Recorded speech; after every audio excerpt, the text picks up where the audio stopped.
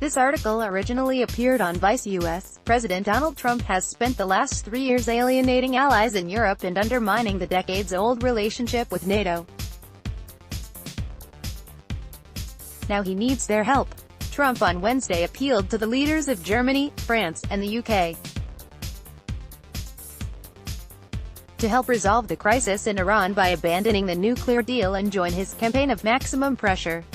While NATO has pledged to do more, French President Emmanuel Macron and German Chancellor Angela Merkel have ignored Trump's demands, while British Prime Minister Boris Johnson chose to phone Iranian President Hassan Rouhani on Thursday morning, reaffirming the UK's support for the Iran nuclear deal. None of this should shock anyone given how the relationship between Washington and its allies across the Atlantic has deteriorated during Trump's presidency. Iran has been central to this breakdown since Trump unilaterally withdrew from the Joint Comprehensive Plan of Action in May 2018 over the objections of France, Germany and the UK.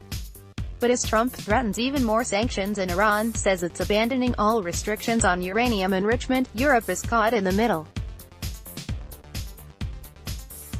If the Europeans walk out, they will commit the same mistake Trump did, which is to lose the ability to go forward with snapback sanctions and at the same time give the Iranians the license to completely shred any of the restrictions that they have on the nuclear program. Trita Parsi, executive vice president of the Quincy Institute, a Washington-based think tank, told Vice News. But Europe's reticence to cut out Trump's desires is nothing new. In August of last year, when Trump and the U.S.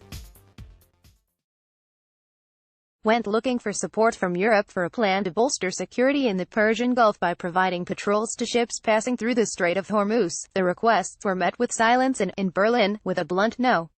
Trump also didn't bother to warn the Europeans about the deadly drone strike last week that could have sparked an all-out war.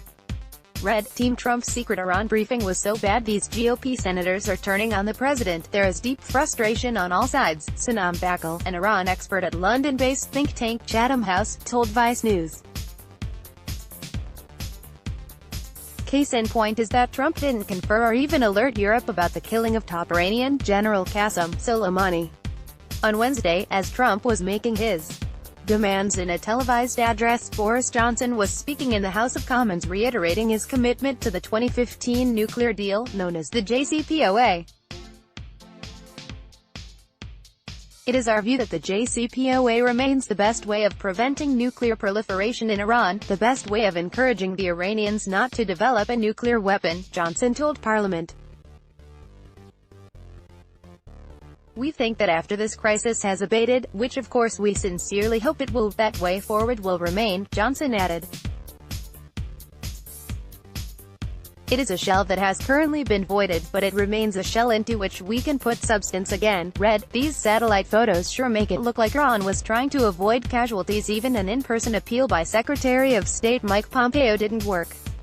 In a meeting in Washington on Wednesday, Pompeo failed to convince Foreign Secretary Dominic Raab to abandon the Iran nuclear deal with the UK. Lawmaker once again reiterating the UK's commitment to the JCPOA in a BBC interview. The offices of Macron, Merkel, and Johnson did not respond when Vice News asked whether they would meet Trump's demand to withdraw from the nuclear pact.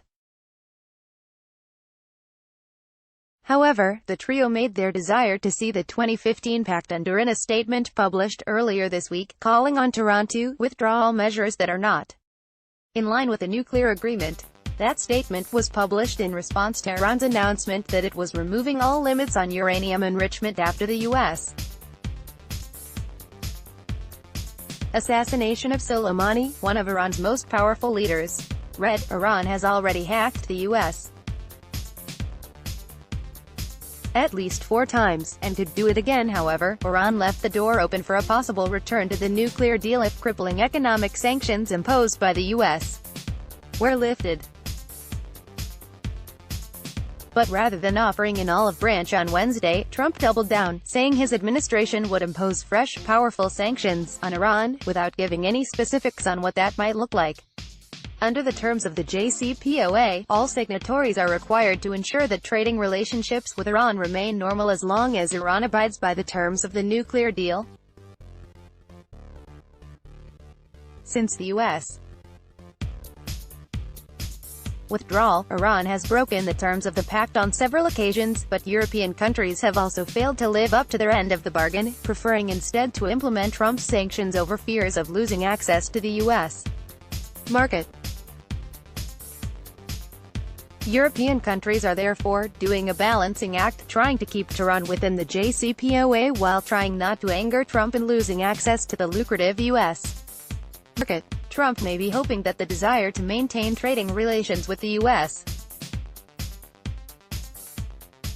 will be enough to make Europe act even if doesn't want to. With the JCPOA being in shambles, Trump is calculating that Europe will eventually be forced to trigger the dispute resolution mechanism, a process that even if dragged out will result in the return of snapback sanctions and the further isolation of Iran, Bakel said. Cover: President Donald J. Trump address to the nation from the Grand Foyer at the White House on Wednesday, January 8, 2020 in Washington, D.C. Photo by Jabin Botsford, The Washington Post via Getty Images. Let's block ads. Why?